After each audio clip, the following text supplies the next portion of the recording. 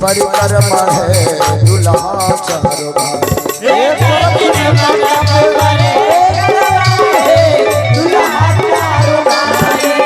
बसहा जथा सब घूमत नहीं चले प्रभु तारे।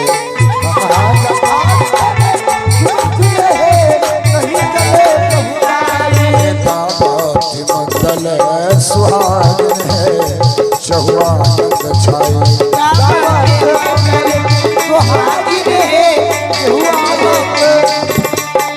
ये लटीन परिक्रमा है परपरमा पर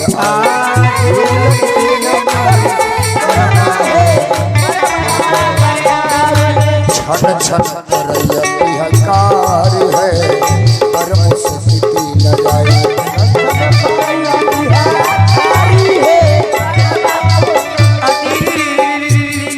छन छन परय बिहार है परम स्थिति लगाई।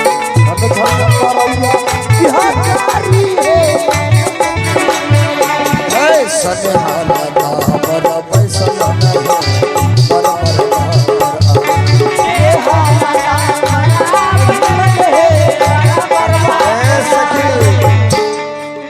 अरे अपना भैया के देखे छी। हे सखी हाय अपना भैया के देख के हम भैया उचक्का भागे चलो आए कि हम फेर और कैला भगैया से मालूम है कैला रे तो कोठिया वाली के बेटा हो।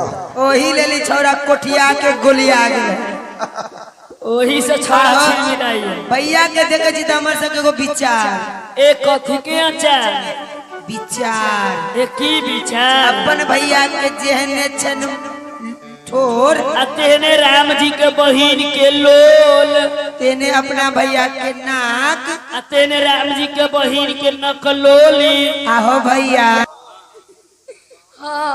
किनका से राम जी के भाई। अरे तोर के आहो भैया बियाह करे में तो बड़ा खर्चा लगे छे।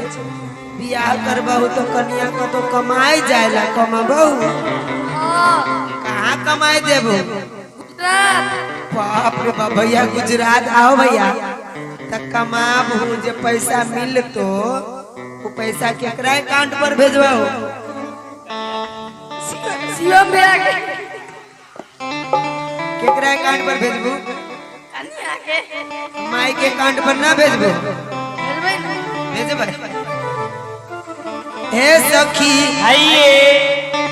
कथी कहे छा करबन जे अकाउंट में जे पैसा कमाबै अच्छा त कन्या के भेजबै माई के ना। ओ कुटिया वाली माए के नहीं देते कैला कि ना भेजबै कलयुग के भैया है ना। बुढ़िया भी नहीं जाय छै कन्या ओ भैया कन्या तोरा से 4 गो प्रश्न करतो की जे बात कन्या कहतो से बात करबा हो। हाँ तो ना करबाऊ तो भोजने पर आफत हो जातो। चूल्हा चौका सब बंद कि रोका सैया हमारी मानी ला कहलमा हमारी सुना सुना सैया हमारी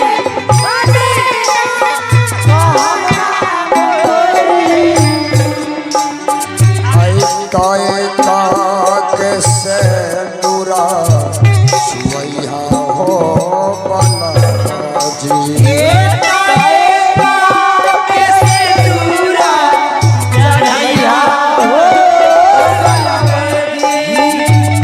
ओ भैया पहला शर्त की है से मालूम है आहो खाए खातिर पाना दिया हमारा ऊपर जाना दिया।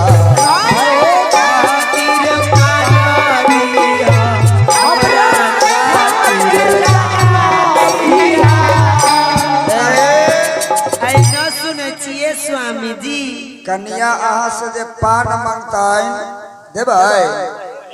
हाँ बनारसी पान ओ बनारसी पान लागे ऊपरा से बिरिया पियैहा हो बनम जी।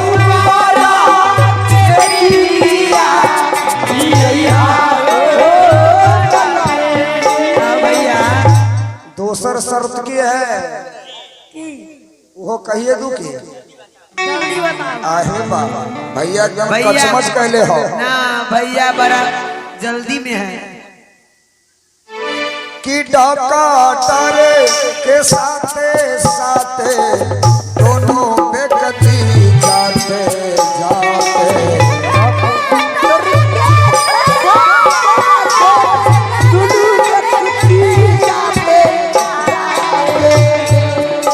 रोजे रोज सिनेमा देखैया हो बनम जी।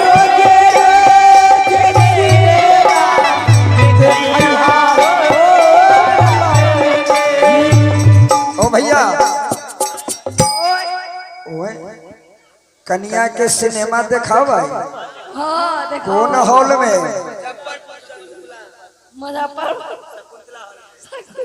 अरे बा कहे छी मुजफ्फरपुर शकुंतला हॉल में आहो भैया लेकिन जब तो हम सबसे आगे बैठबो हाँ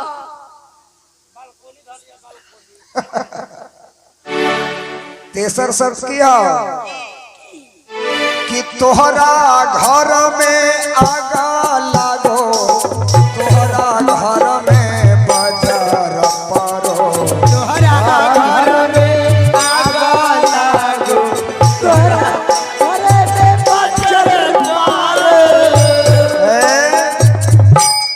जखना अपने के घर में आग लागे चाहे बज्जर खसे वैसे हमरा नहीं मतलब कि काचे नींद में मोरोला जगैहा हो बनम जी।